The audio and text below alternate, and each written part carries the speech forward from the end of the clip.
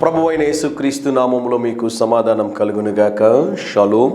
యెషయా గ్రంథము 46వ అధ్యాయము 11వ వచనము. నేను చెప్పి ఉన్నాను, దాన్ని నెరవేర్చుదును. దేవుని నామానికి స్తోత్రం కలుగునుగాక. అనేక మంది మన జీవితంలో ప్రామిస్ చేస్తూ ఉంటారు. ఏవో కొన్ని కార్యాలు చేస్తామని, లేకుంటే సహాయం చేస్తామని, ఏదో ఒక రీతిగా మనల్ని ఆదుకుంటామని మాటిస్తూ ఉంటారు. సహాయము చేయవలసిన సమయం వచ్చినప్పుడు వారికి ఉన్నటువంటి పరిస్థితులను బట్టి కొన్నిసార్లు సహాయం చేయలేకపోతుంటారు.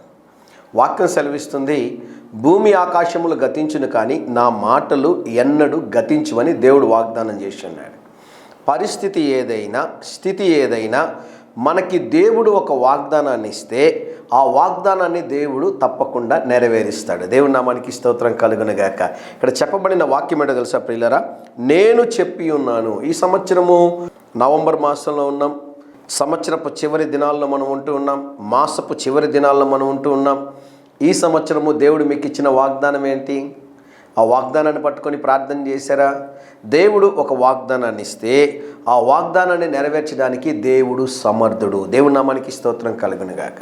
ఈరోజు ఉదయకాల సమయంలో మనం జ్ఞాపకం చేసుకోవాలి, ప్రభువా మీరిచ్చిన ప్రతి వాగ్దానాన్ని నెరవేర్చడానికి మీరు సమర్థుడు. ప్రభువా ఈ వాగ్దానాన్ని నా జీవితంలో నెరవేర్చని మీరు ప్రార్థన చేయగలిగితే దేవుడు తప్పక వాగ్దానాన్ని నెరవేర్చి బలమైన కార్యాలు జరిగించబోతున్నాడు. ధైర్యంగా ఈ దినాన్ని ఎదుర్కోండి.